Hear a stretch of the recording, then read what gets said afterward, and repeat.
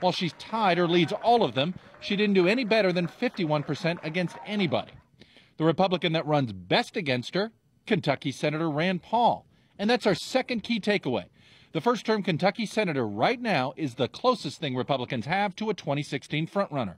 What gives Paul that label? He has the highest favorable ratings of any potential candidate in the two states. He leads the polls in the early horse race, not including the undecided vote, and he runs best against Hillary Clinton. But it's not just good poll numbers. He's been very strategic in the past 6 months. Paul hired Rick Santorum's former campaign manager. He's teamed with Democrat Cory Booker on some legislation. And he backs a less active foreign policy that happens to be more popular with the public. This also could mean that Paul will be an early target of uneasy establishment Republicans all of next year.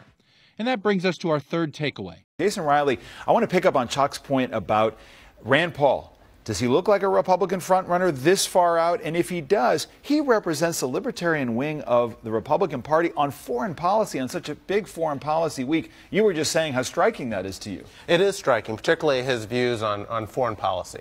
I think don't sit well with a lot of Republicans, so I'm a little surprised. Where's the Dick Cheney wing? Where's the Lindsey Graham wing? Exactly. In fact, Rand Paul's views on foreign policy are not all that different from President Obama's in terms of disengagement. He doesn't like it put that way, but that's the reality there. What struck me about this poll, though, my takeaway, is that the GOP bench is much deeper than the Democratic bench here. It's basically Hillary or bust among Democrats. I was also surprised at how well Jeb Bush and Chris Christie are doing. In Republican circles, there are deal-breaker issues there, supposedly on immigration with Jeb Bush and on, moderation on climate change and gun control with Chris Christie. Voters seem to be telling pollsters otherwise, which is interesting. Here's what's going to happen. President Obama right now, as we were talking about earlier, is channeling the American public and looking weak.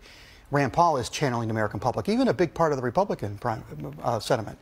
But now we're going to see the Cheney wing of the party make him look weak. That is going to happen. Yeah, interesting. The other piece of this is where Hillary Clinton stands